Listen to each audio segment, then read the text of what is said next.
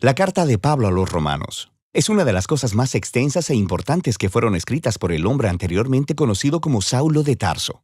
Él fue un rabí judío que pertenecía a un grupo conocido como los fariseos. Él era apasionado y devoto de la Torá de Moisés y de las tradiciones de Israel, y veía a Jesús y a sus seguidores como una amenaza. Pero después tuvo un encuentro radical con el Jesús resucitado, quien lo comisionó como un apóstol, como un representante oficial al mundo de los no judíos, que en la Biblia se conoce como el pueblo gentil. Así que empezó a identificarse con su nombre romano, Pablo. Viajó alrededor del antiguo imperio romano contándole a la gente acerca de Jesús, el Rey resucitado.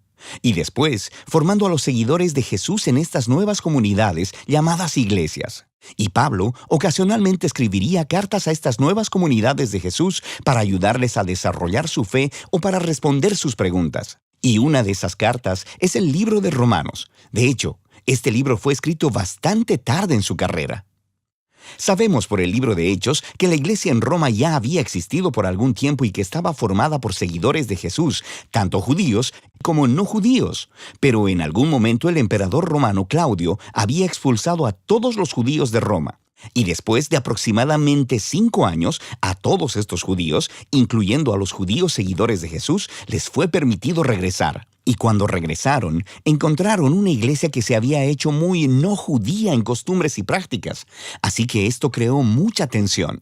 Así que para los días de Pablo, la iglesia en Roma estaba dividida. La gente no se ponía de acuerdo acerca de cómo seguir a Jesús. Estaban debatiendo acerca de si los cristianos no judíos deberían celebrar el día de reposo, comer kosher o ser circuncidados. Así que Pablo escribió esta carta para lograr varias cosas. Él quería que esta iglesia dividida se unificara, y con fines prácticos, él esperaba que la iglesia en Roma pudiera convertirse en una base para extender su misión más hacia el occidente, hasta llegar a España. Así que estas circunstancias fueron las que motivaron a Pablo a escribir su explicación más completa del Evangelio, las buenas nuevas que él anunciaba acerca de la vida, muerte y resurrección de Jesús. La carta está diseñada para tener 4 movimientos principales, pero está unificada como una larga exploración del Evangelio.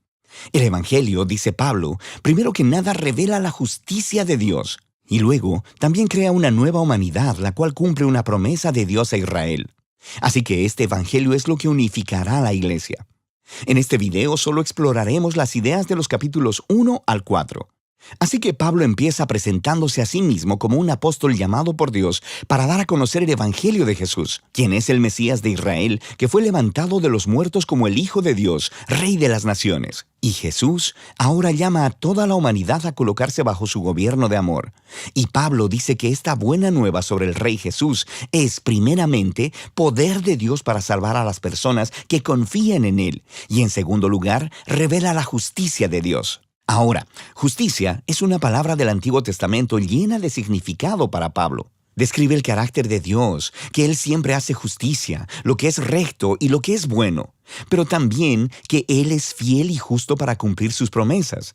Y Pablo dice que la historia de Jesús muestra cómo Dios ha hecho ambas cosas. ¿Cómo?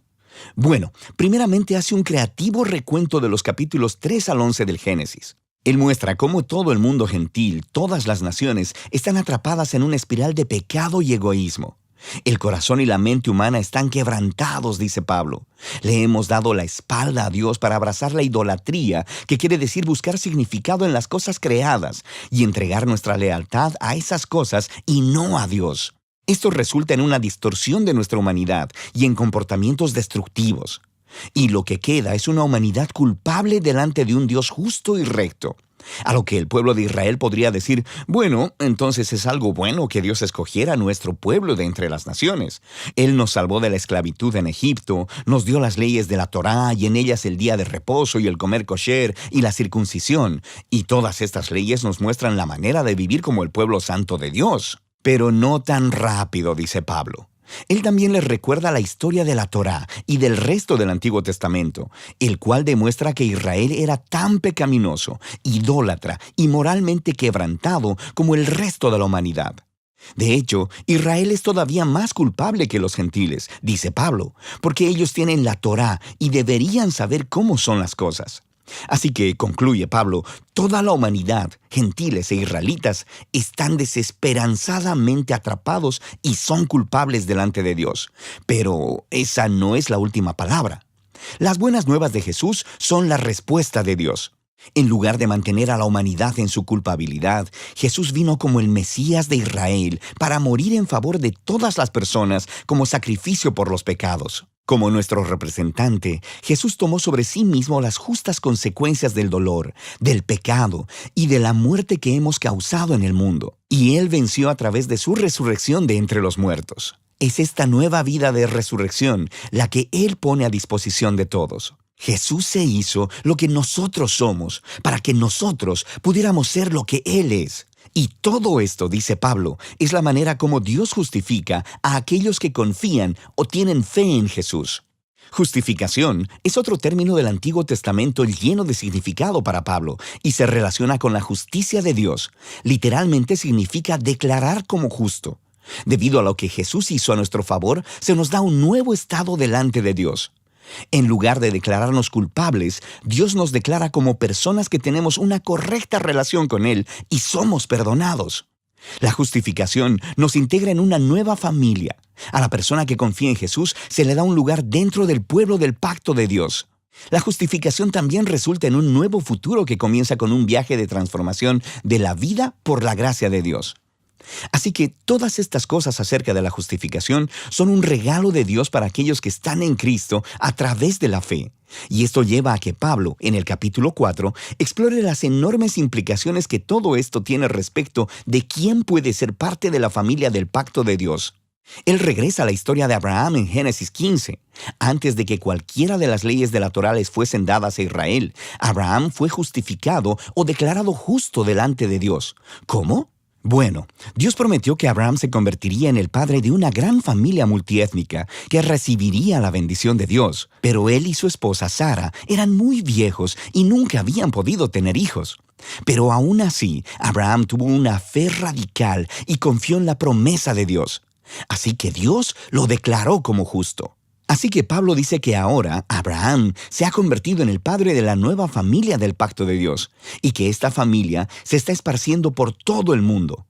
Está formada por los judíos y los gentiles que tienen esa misma clase de fe y confianza en aquel que cumplió la promesa de Dios a Abraham, Jesús el Mesías.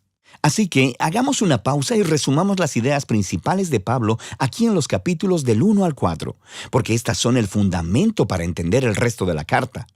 Toda la humanidad está sin esperanza, atrapada en pecado y necesita ser rescatada. Sin embargo, este rescate no sucederá porque ellos intenten obedecer las leyes de la Torá. En lugar de eso, el carácter justo de Dios le ha movido a rescatar al mundo a través de la muerte y resurrección de Jesús, de modo que Él pudiera crear esa familia multiétnica de Abraham basada en la fe como su nuevo pueblo del pacto. Así que Pablo va a mostrar cómo esta nueva familia es parte de algo mucho, mucho más grande y que los llama a una manera completamente nueva de vivir juntos. Pero todo ello estará basado en estas ideas centrales exploradas en los capítulos del 1 al 4 de la carta de Pablo a los Romanos.